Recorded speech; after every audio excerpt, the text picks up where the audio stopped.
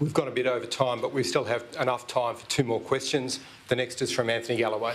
Thank you. Anthony Galloway from Capital Brief. You've declared we're moving from a balanced defence force to a focused one, and you also mentioned that projecting deterrence isn't just about doing it from our coastline, but much further from home.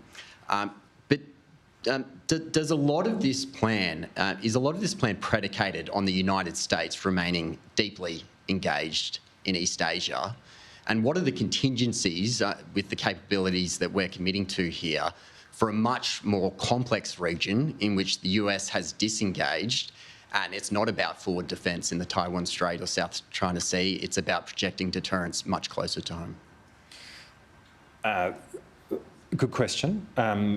So I think the starting point is, what we've tried to do is the foundational thinking around what is it that is our challenge, what job do we need our Defence Force to do, and what sort of an ADF do we need to have in order to do it. Like that's the pretty simple stuff, but that is the process that we have tried to work through. What we see is that we have a deep economic connection to the world, which has a physical manifestation to it. Our sea trade. The example that I gave in the main speech really does try to describe that we have vulnerabilities associated with those sea lines of communication, which is actually the main game for us, much more than it is to be thinking about any invasion of the Australian continent. So the job our Defence Force needs to do is to be focused on that.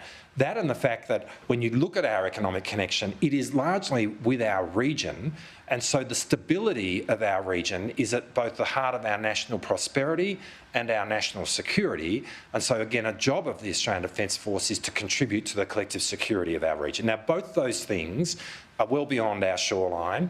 Both those things require us to have a capacity to project, and it's off the back of that that you then see all the decisions that we have made in terms of the kind of Defence Force that we are seeking to build.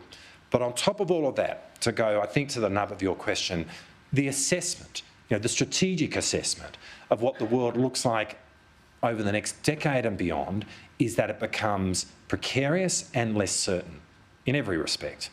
And so what we need is a dramatic transformation in our capability in order to meet that. That's why we are talking about investing so much money in our defence. That's why we are talking about growing our defence budget in historic terms. That's why we've actually made the decisions to commit real money, not fantasy money, to that endeavour. It is precisely so that we can have genuine Australian capability to be able to meet that moment in that time frame. And that is what we are trying to do, becoming a much more capable, self-reliant country, and that starts with the investment and funding decisions that we've made.